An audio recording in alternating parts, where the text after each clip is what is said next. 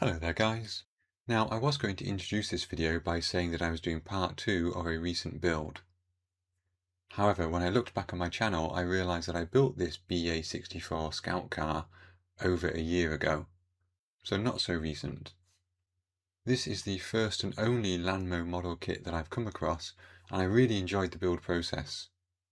It's one of those kits with a meaningful interior in that you can actually see it through the various hatches and doors and so on. It has a few photoetch and a few 3D printed parts, and this is how I left things at the end of my last video.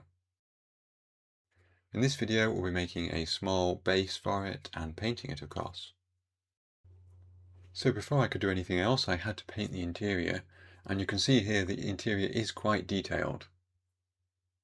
I decided to give a sort of light brown base coat and then put the interior white over the top, but allow some of that brown to show through to give a kind of impression of sort of dirt and grime and so on. And then of course I need to paint the details before I close everything up. So these are the gallery markers for the ammunition boxes.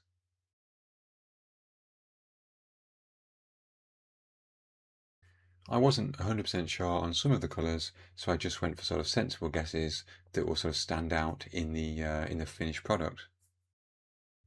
The chassis is still separate at this point, so I gave that a coat of black, followed by some detail painting. Although really the engine won't be seen as I'll be posing the bonnet, the hood, closed.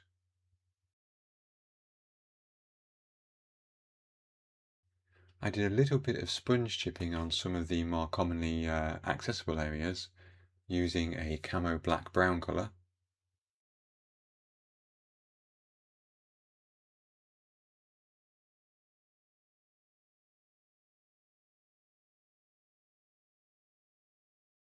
And then again, although I'm not sure how much we'll see of it, a small amount of oil paint streaking in the engine bay and the fighting compartment.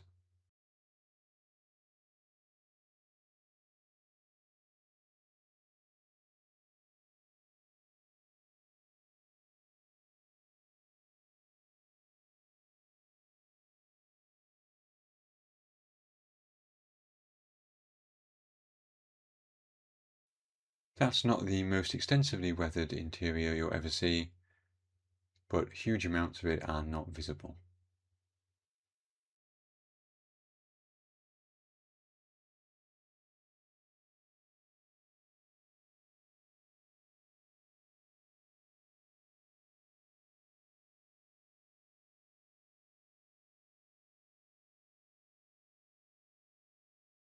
Now, Soviet AFV colours. Some shade of green. I'm trying to avoid buying dedicated colours for models and just trying to use up stocks that I have. So I've got this AK Real Colours Protective K, which is a almost luminous green colour. And then I have this Protective 4BO, which is a sort of more olivey green colour. I know that in general Scout cars like this were painted in a single colour, so I did go for the Protective K as the base coat, and I think that looks decent. But then I decided to add a little bit of camouflage using some of that 4BO. As you can see here, straight out of the airbrush booth, it is quite faint, and it will only get fainter with varnishes and weathering. Nevertheless, I do quite like that pattern. If you've watched my channel for a while, you will know what comes next. It's detail painting with Vallejo acrylics.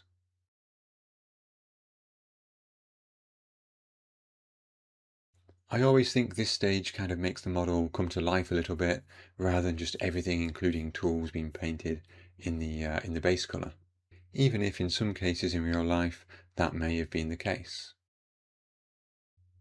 Lanmo give us 4 different options, including a white winter camouflage scheme. I sort of went with the flow, and I quite liked this 1-2-1 for the side. I think quite often we see Soviet vehicles with the slogans on the side, and I wanted maybe to do something slightly different. At this point, the entire model could be given a flat varnish from VMS to make sure those decals are sort of sealed in and the paintwork is protected.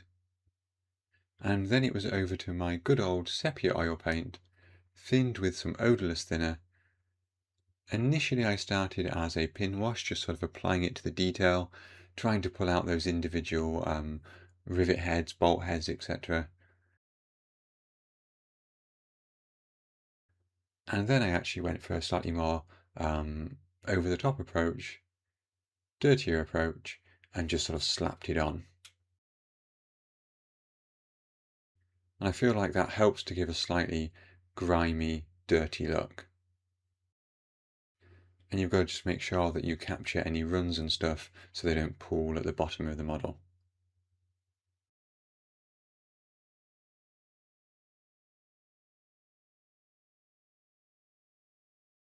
Next up was some sort of more dust than mud, or maybe dried mud and dust. And given how I felt the M978 fuel servicing truck, which I did recently, came out quite well, I decided to go with some pigments again. So I've got this pigment here, whose name is rubbed off the bottle, but it's some kind of dark brown. And I've got this pigment here, whose name is also rubbed off the bottle, which is some kind of less dark brown. Starting with the darker colour, I mixed it with some odorless thinner, and I always tend to start on the bottom here, just to see how it looks. Bearing in mind, of course, it will be darker until it dries. Because it is still quite a dark colour though, I did apply it quite sparingly, mainly in the mudguard area and on the underside. The second coat of the light colour I will put on a bit more extensively. Here is that darker brown once it is dried. And you can use a soft dry brush just to blend the hard edges of that pigment. I then went through the same process with the lighter brown colour, covering a larger area of the surface this time. Of course this looks dark again because it's still wet. For this lighter brown I also did some speckle effects, so dipping the brush in the thinner pigment mix and flicking it against the model, or flicking it over the model should I say, by using a piece of old sprue. Then I did a bit more blending,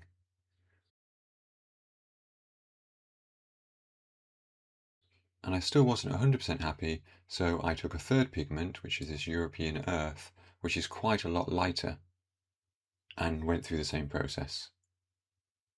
Initially here you can see the pigment is a bit thick, so I added a bit more thinner, and applied it normally as well as also doing these speckle effects.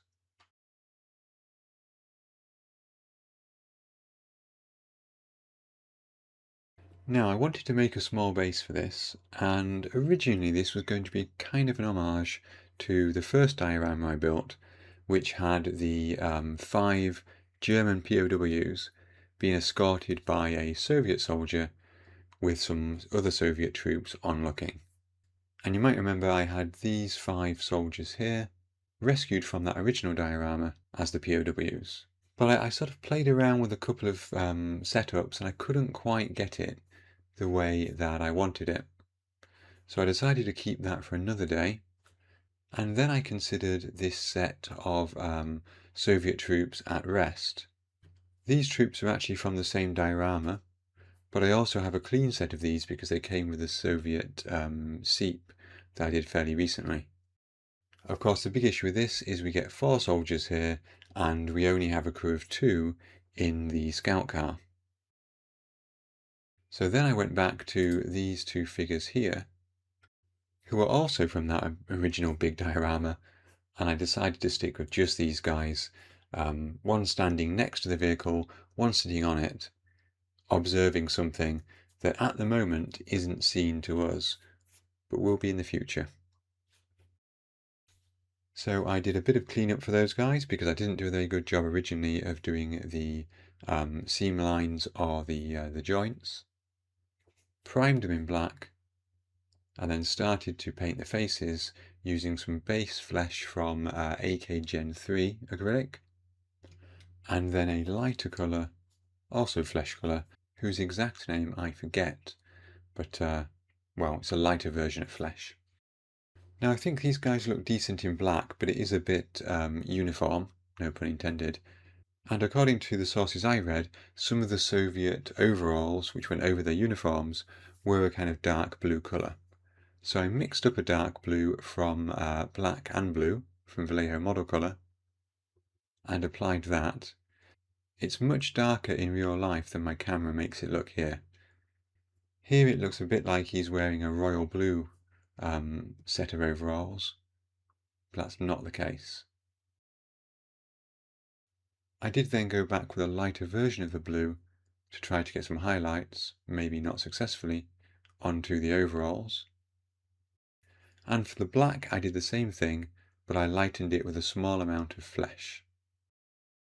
I did give these figures a coat of VMet matte varnish, but with hindsight, looking at the photos at the end, maybe I should have given them an extra thick coat. Anyway, I used the light pigment which I used on the vehicle, on the crew figures, obviously to add some dirt and some highlight effects. Now moving on to the base. Recently I've had a bit of a thing for using slate as a diorama base. I like both the irregular edge and the irregular undulations of the surface. I started by applying some AK Light Earth acrylic paste. And I even got as far as painting that and imagining there'd be some kind of grassy field. But then I changed my mind and I realised that I had this sort of grass mat in my modelling cupboard. This is from Diobros. Don't bother looking at their website, it doesn't work. I don't think it ever did. I saw this product once only, and that was at the 2019 Malaysian Miniature Model Show in Penang, and I bought it then. It's actually quite a nice grass mat. I've used it a few times for a few different things. But yes, I've never seen these products anywhere else. Anyway, I cut the grass mat to the appropriate shape and then glued it onto the slate with some PVA glue. And I made sure to weigh it down as well while the glue was drying. One thing I do like about these grass mats is they have these sort of natural undulations in them. It's not just a sort of uniform height. So here, for example, is almost like a tear in the mat, but it looks like a natural sort of break in the ground, maybe where some water's been running through or something like that. I did add a couple of these sticky plants and tufts, and I've clipped down that mat at the edge there because of course that's the bit that will really break the suspension of disbelief if you just got a cross section of the mat sticking up at you. What I also did, which you can just about see here, is I dug a couple of holes into the grass mat where the wheels of the vehicle will go. And the reason for that is, if you look at this scene here, this vehicle is clearly just floating on that grass. And it doesn't look very realistic. If I cut the holes away and then put it back down, it's a small difference, but it does actually look like it's in the grass, or on the grass rather than above the grass.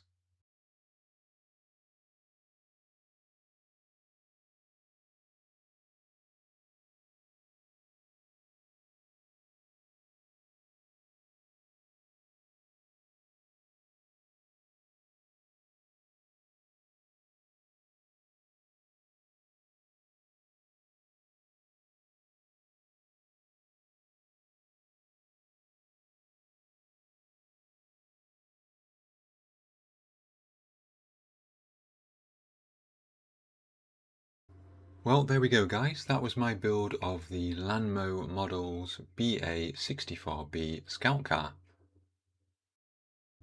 I'm going to wrap up this video really quickly because it is sweltering in this room right now. But I would like to say thank you to all of you for watching. I hope you enjoyed the video. And special thanks to my Patreon supporters and YouTube members for their ongoing support of my channel. It is massively appreciated. I hope to see you again in a future video, and until then, thank you again for watching and have fun modelling.